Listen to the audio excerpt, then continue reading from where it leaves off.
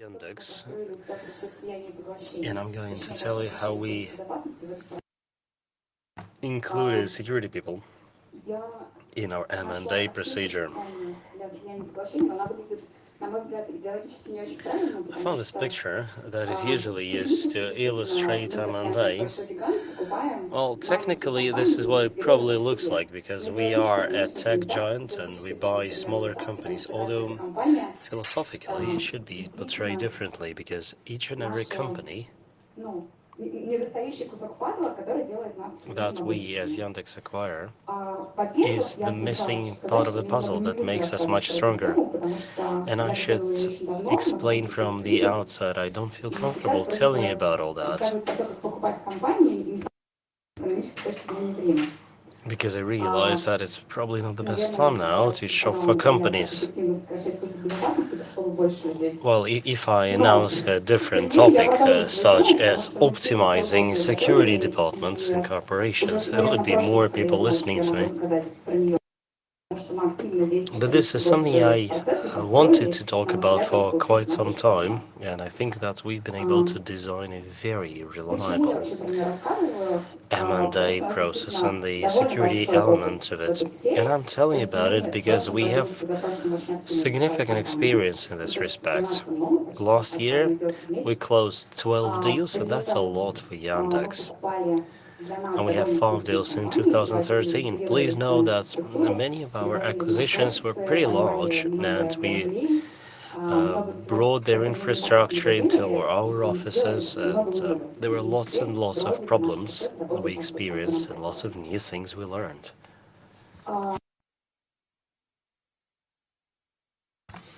Let me explain what we are not going to discuss.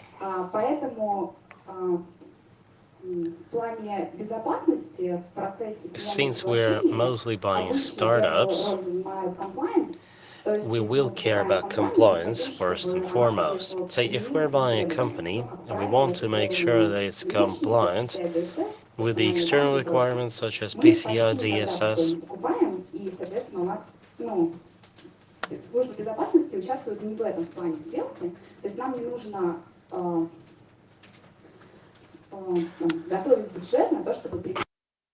let me put it differently.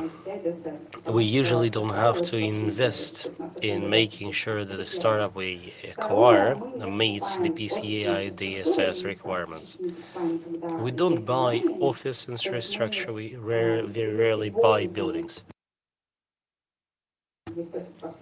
We just physically relocate people to our own offices, and get offices all over the country. We give them our equipment, they use our infrastructure, our network, so we don't have to marry infrastructures. It simply doesn't happen that we would get a building with their own systems, their own telephony, their own IT platforms. This is something we're not going to discuss. And, in my internal rehearsals, my colleagues told me nobody would be listening to you after you say that. He's still sitting, so I'm more comfortable. Companies we acquire are usually small by large business standards. However, we integrate them considerably in our infrastructure, which means that they will have an impact on our overall security. Just like any other company, I believe, we were very naive and blind at the beginning. Say 5 years ago, we didn't really have a process for M&A. We just bought companies we liked, and we tried to integrate them. Well, we had to involve the legal department, the tax accountants, and HR, but that was it. After that, we started developing a proper business process. We hired an M&A manager who would be on top of all deals like that. And he or she is formally in charge of all M&A transactions. I think it was late 2013 that we realized we were seeing a flood of these deals, and we were not really informed about them properly, so we could not get involved to the optimal extent. So we suggested that we redesign the whole process.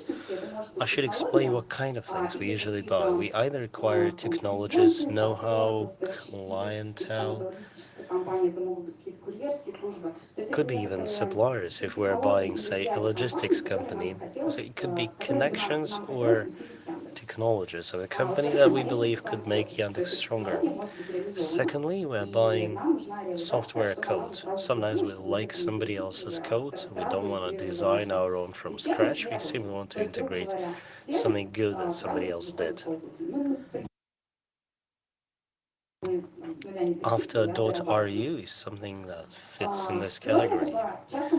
We like their code, although we update it a little bit. Sometimes we buy teams.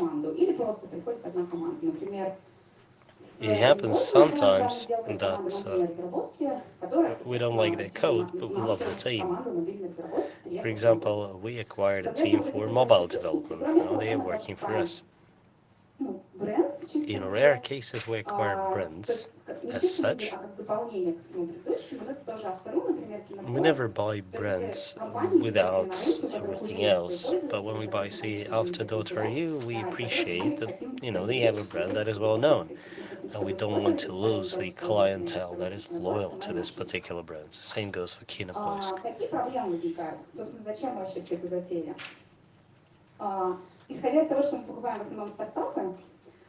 Since we mostly buy startups, it's pretty clear that their security standards will be pretty lax.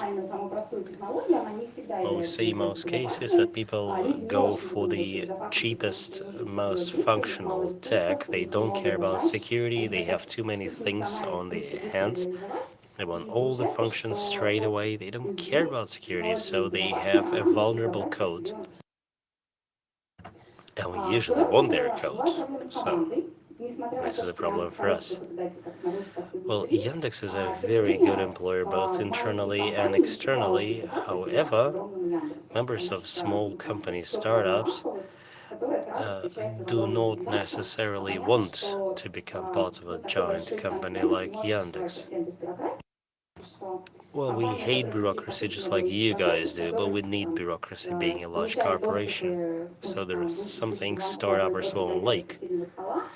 Well, if previously you get resources you needed just by talking to the person at the next table, we'll have bad news for you because essentially you will need to go through a lengthy approval process. People often don't appreciate it. So it happens sometimes that teams are undermotivated. It is a serious issue for us because we want our systems to be well protected, but we also want our teams to be happy because that sort of guarantees that we won't have any new vulnerabilities. Well, if the security department is not involved,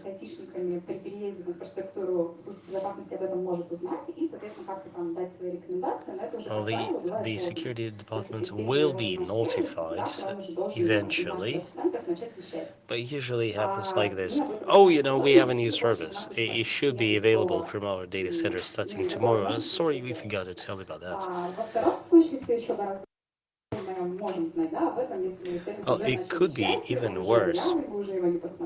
For example, we're already broadcasting, we're already delivering the service, and then it turns out it's buggy, people are complaining, only then we're notified.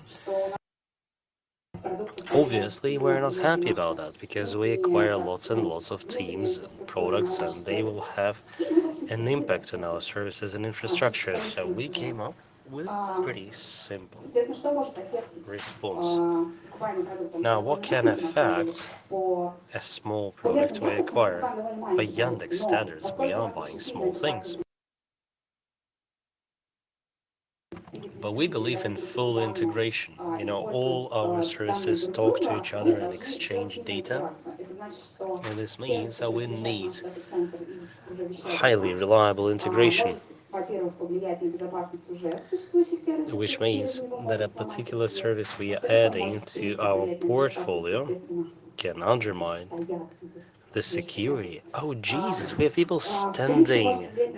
This is a candy to my eye. Obviously, if you have a highly vulnerable service, you can use it as a vector of attack at our network, for example. Now, if a vulnerable service also processes payments or private data and then this information gets public, this will tarnish the reputation of Yandex.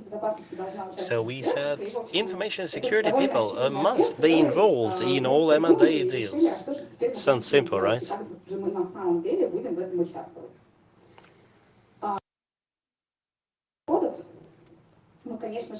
We had several ideas about that.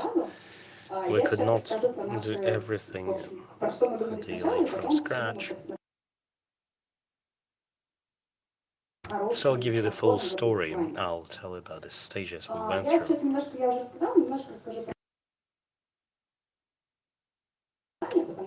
In fact, since we have a single M&A manager, it's easy for us because we only had to get approval of this one person. Since he's in charge of all M&A transactions, by talking to him we can make sure we learn about them ahead of time as well. So we were lucky we did not have to actually negotiate with the whole company, since this part of our operations is fully centralized. And then this M&A manager says how we're going to do that. Well, the first idea we had, well, a deal is a product, right? Is a essentially exchange. We are paying money for a particular product, and this product can be vulnerable. And we can say, for example, you know what, if we find some vulnerability, well, Yandex can demand a discount. Like we first perform an audit, we show that there are existing vulnerabilities, and we calculate how much money it will cost us to remove this vulnerability. And then we come to the M&A manager and tell him, you know what, it will take us 3 months, or say 300,000 rubles. And they tell us, you know what, we have a $5 million transaction, so you're 1,000, I'm sorry, you're 10, what is it? Okay, 300,000 rubles will not impact, and there are too many things we need to manage at the same time. We even came up with a formula which I hope you will not be able to read. We were very anally retentive about it, really. We used it once, we're told thank you but no thank you, and that was the end of story. I see people are taking photos. It's fun, we're no longer using it. I'll give you the presentation, you shouldn't worry.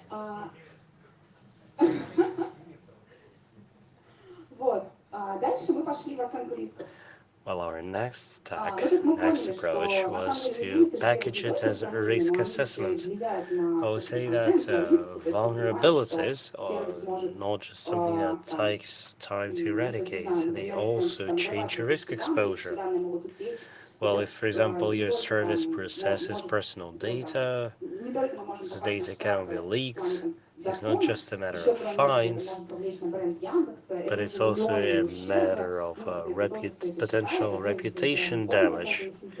So again, we developed fancy formulas, which I'm not showing here. So we eventually told business people, you know what, you can buy this application, and if it's really highly vulnerable, it will increase risk exposure for other services we have. Data can be stolen, and internal data can be stolen. We are talking about millions and millions of dollars at stake here. And the business response was, what's the chance this will happen? And we tell, every school kid can do that. and they tell us, you know what, we are signing this deal. It is approved at a high level. Your call is very important to us. Thank you. Goodbye. So we came up with a third idea.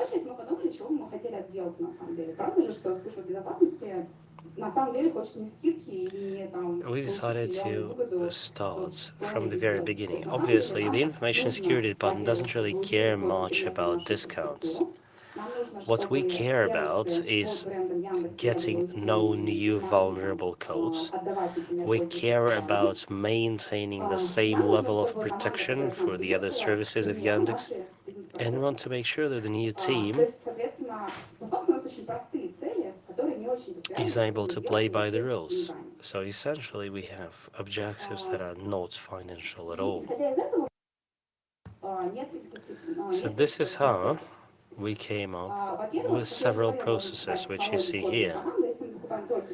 Now, if we are buying a technology, and this does happen sometimes, we can buy a tag or a database, and sometimes we buy a technology and we run it off somebody else's assets.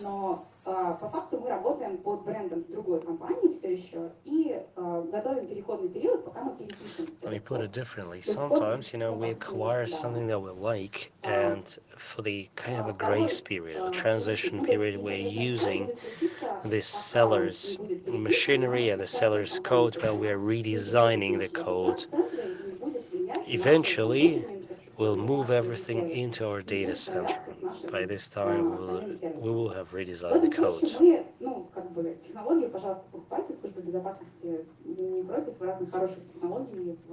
And the information security department certainly has no issue with acquisition of new technologies.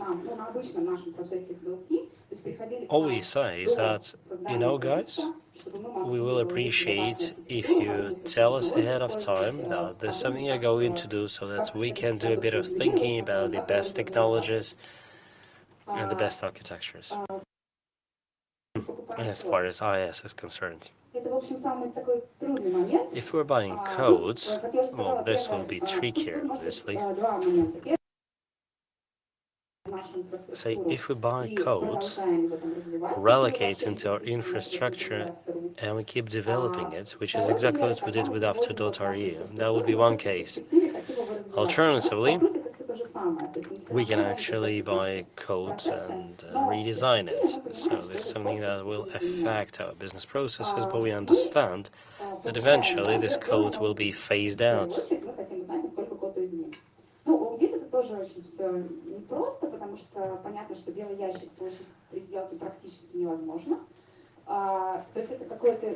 Getting a white box during an M&A deal is a near impossibility. In most cases, we're dealing with a black box or a gray box, which means that we never know how many critical vulnerabilities can be discovered. Well, our audit will show something, but not everything. So we'll need to extrapolate this data.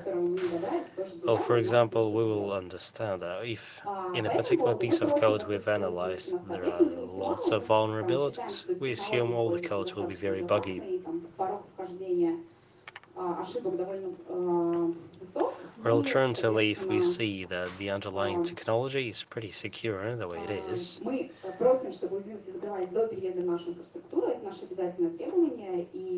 will be more relaxed. In any case, we will demand that all vulnerabilities are patched before the services are allowed into our infrastructure, which means we don't have an impact on the value of the deal, we can easily have an impact on the deadlines.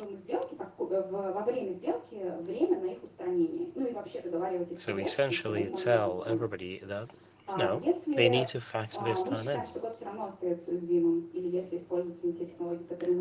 Now, if we see that the underlying technology is very vulnerable, the new system will not go into the data center, it will only go into the DMZ, so that we can study it in detail. And then we can either link it to other services, or we say, you know what, there is no way we can link this system to existing services. It's just too bad, it has to be redesigned.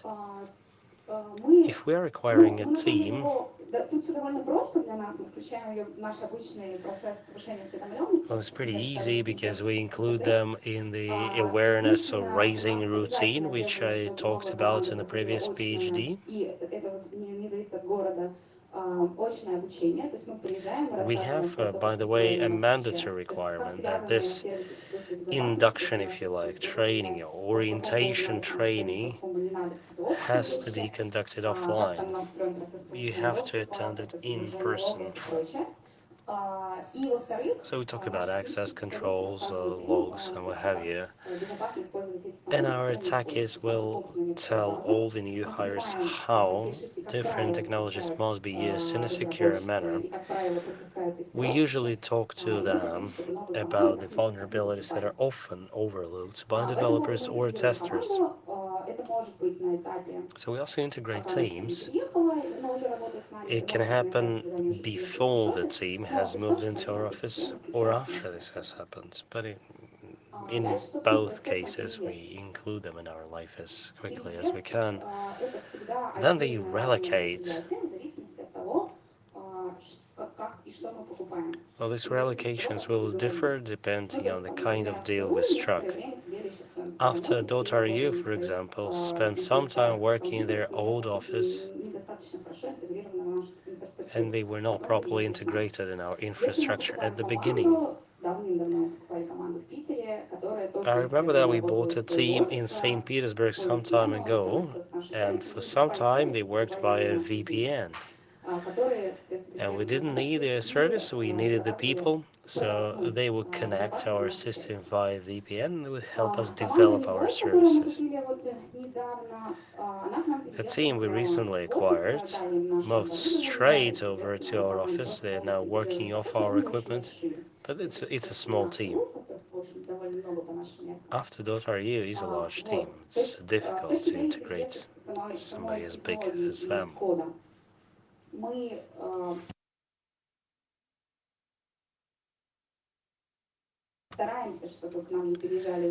We're looking at different ways of doing that because we are trying to make sure that we do not get those vulnerable technologies. I mentioned already that one vulnerability is to be patched straight away, but sometimes it's simply not possible. Which means we have an impact, we have a say, but it's not like a power of veto.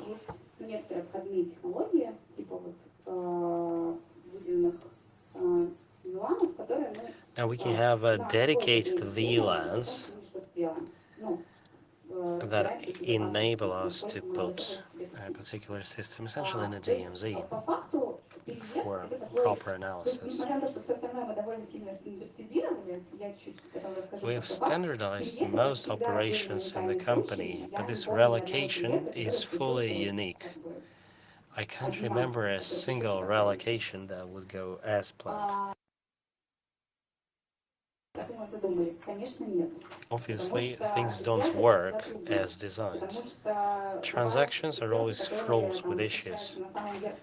You know, there are these deals that are signed at the very top level, and we can't really have much of a say. Now, we will perform our own audits, we'll make our own recommendations. However, 99% of deals will now go according to this process. And people are used to that now. Everybody now knows that if Yandex is buying a company, they need to talk to the Information Security Department. And we are going to provide them with a list of criteria they need to check for.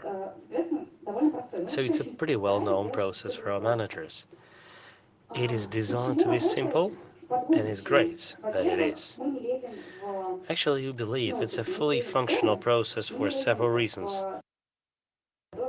First, we don't look into the issues that the business seems to know better. We only mind our own business, which is information security. We don't teach business how to do business, which makes our life so much easier. поле, то есть это не шаткое поле там, анализа рисков и не шаткое поле получения сделки, это довольно конкретное поле там, переезда в нашу инфраструктуру. И бизнес, в общем, как правило, идет на будущее. And that Во-вторых, мы постарались makes it сделать so much easier очень for the удобный business процесс. to see our Я вообще point. считаю, что если процесс неудобный, то он не будет работать. I Нам personally нужно believe добавить очень много that a ресурсов в его cumbersome продвижение. process Поэтому мы never сделали works максимально удобный unless you процесс, heavily чтобы это было invest in it. удобно That's why we менеджеру designed the хранения process to помещения, be чтобы as это было удобно convenient as для вас, possible. чтобы это было удобно владельцу сделки. So it's convenient for Как the мы это deal owner, сделали?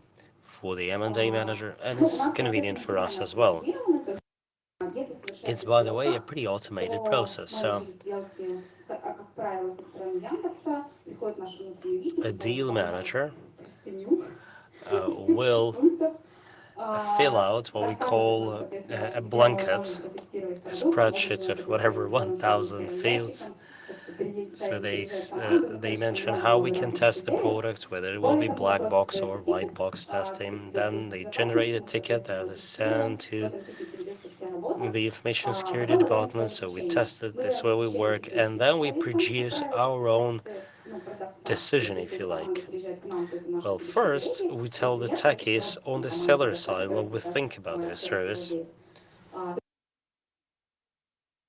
and we tell our own techies that these are our technical recommendations, and we tell them how we can help them if they need our help.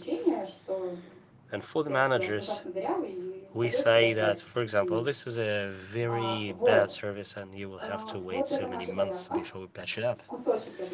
This is what it looks like. Oh, it's obviously very long, you only see a portion of it. And then we will update it and we'll follow up. If we realize that something is missing, we can easily go back to it and add more information. I think that now it takes 3 or 4 screens in total. But we still collect all the information we require.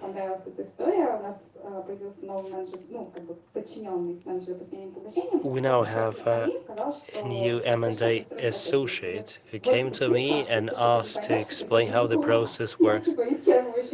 I gave him the link and I told him if he needs any information, any other information, he always call me. He never called, and then he told me no, there was too much information for me. Главное для нас тут на самом деле даже не то, что What matters to us at this stage ну, даже не столько то, что мы, как правило, получаем неуязвимый код. Главное для нас тут, что мы заранее узнаем о сделке. То есть мы имеем возможность... is that we learn about the transactions ahead of time, and that way we can come up with alternative routes that would enable us to better protect our assets and our services, while at the same time making sure that the transaction goes through. This will really matters to us.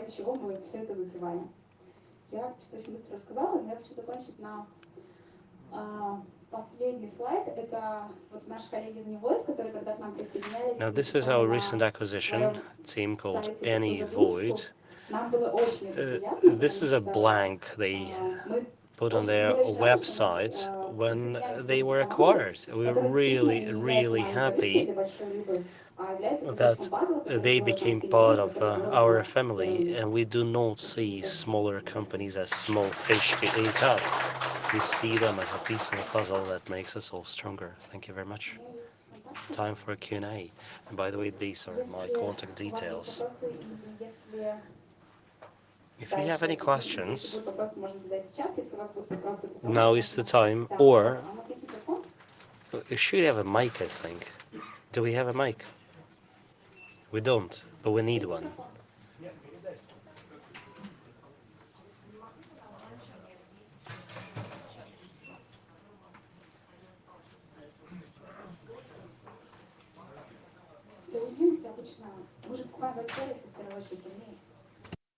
We usually buy web services. Would you like to give a particular example of vulnerability? Take Avast, for example.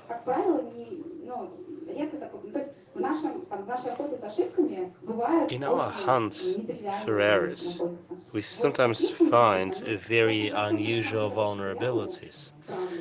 But что you, находить you, лишь you какие-то don't экстренные often единицы и так find them смысла during the потому что first человек audit приходит, because там, usually web ну, services просто are потому что so поставить fraught плохие, плохие там, with хорошие errors and возможности, это находить vulnerabilities. безопасность You know, you don't менеджера have to dig или deep. специалиста. You're not Просто saying it's пример в том, because they are что bad, it's just because they're пример startups, they have other concerns. все как обычно. Yeah, Все как SkinWax самое. access, Всегда. you know the game. Если есть еще вопрос, Do you have a, можно ли вы задать? can I ask you all about M&A? Мгм.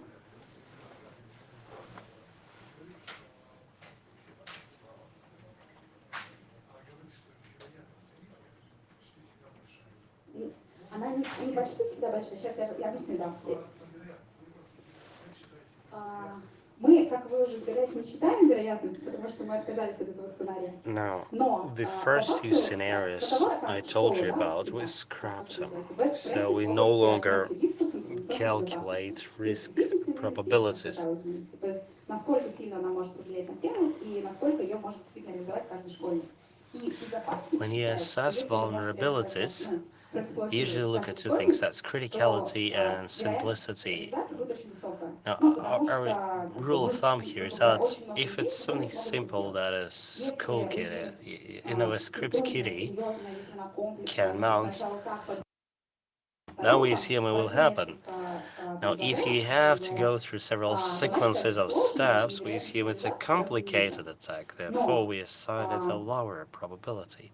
когда ты приходишь к бизнесу, когда ты ему объясняешь, When you они try говорят, ну explaining all ладно, this to где те business, школьники, которые на самом деле будут they will нас say, ломать? Ну вот покажи мне. can you И show a ну, это single такой school гибкий kid подход, who на is самом деле. Это actually подход, в going to котором attack бизнес us? всегда будет против, а мы всегда будем за.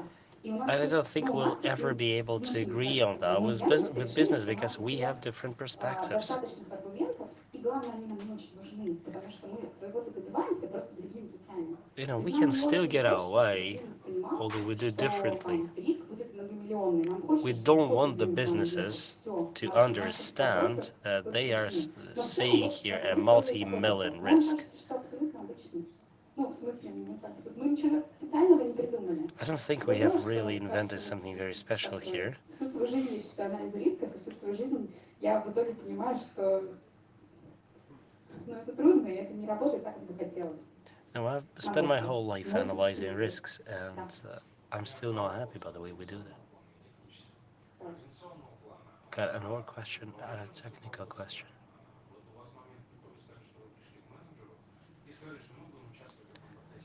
So you say you talk to the M&A manager, and does it mean that people are actually allowed to walk the offices? У нас высокая, да, карма службы безопасности. You know what? Правда. I, as Department Youngs, has very good karma. Ну, что значит можно ходить? Will other people be allowed to do that? You know what? Had we been walking around the office and telling everybody, all the systems must be closed, internet must be disconnected, no access to anybody on at any point in time, we have a very low karma. Well, we believe we are an ally to the business, and interestingly, the business believes as much. You know, it took us years to develop our good karma. So it's a great situation for us now. We can open any door.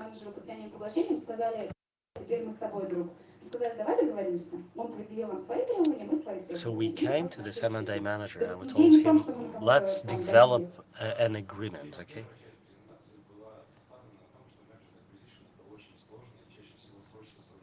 Well, the first part of your presentation seemed to say that M&As usually happen very quickly.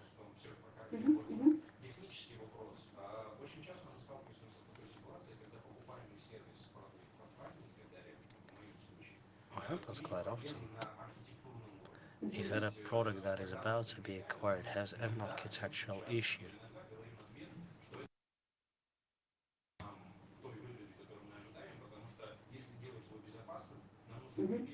And we sometimes say, you know, in order to make it a secure product, we would need to change it completely from scratch. What will you say then to your managers if this is something you experience?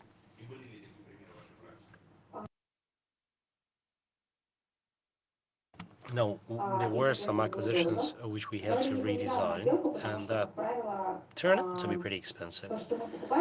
But they didn't kill the deals, really, because we only buy things that we need. So we recently bought this software for taxi drivers. Now we are not entirely happy about the way they were written, but this is a large market, we needed it.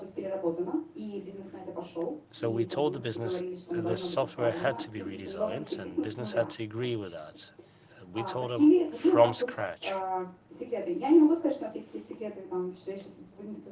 It's not like we have any particular secrets here.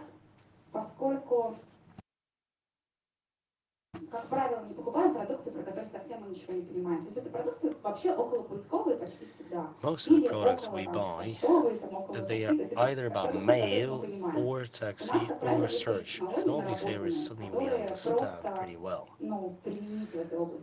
And we have some technologies that are very easy to implement. So when I say things need to be designed from scratch, this does not mean we'll need to get a new team or new technology. We mostly always have all the resources we need in-house.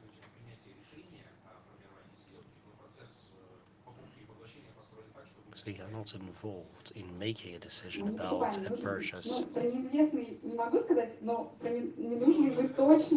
Well, I can assure you that Yandex has never bought something it didn't need.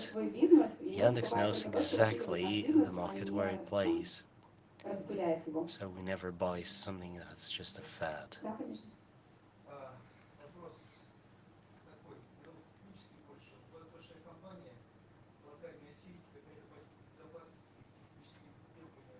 You're a large company.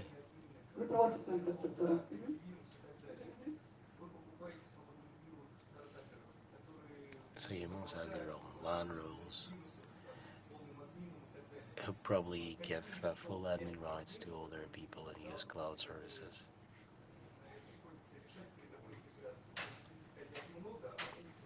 How do you then educate the people and tell them that the life will be different? Well, we are a tyrant. We give them the equipment that is running everything we need. It's running all the AVs, and they can't really change that. And the help desk will not give you anything different. This is not an area where we are prepared to compromise. Well, it can happen, for example, that our AV stands in the way of a particular system a developer is using. Well, then we'll look at it as a technical problem. I can assure you that our office network is fully standardized. Everybody is running the same equipment, which we're taking pretty good care of. It has never happened that a startup would come into our office, connect their own equipment, and live in ivory tower.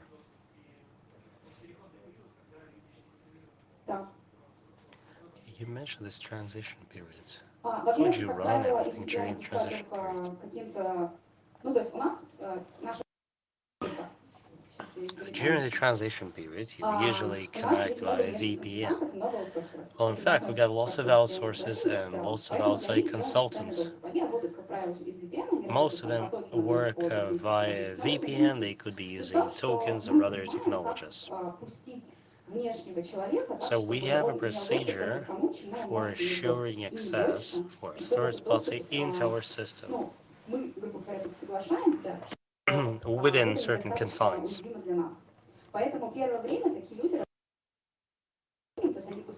So for the first several whatever periods,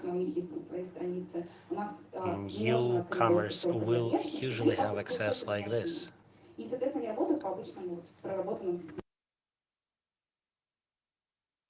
When they relocate, they get full-blown access. Do you have other questions, guys? Well, if not, thank you very much. Send me emails if you're interested. Thank you.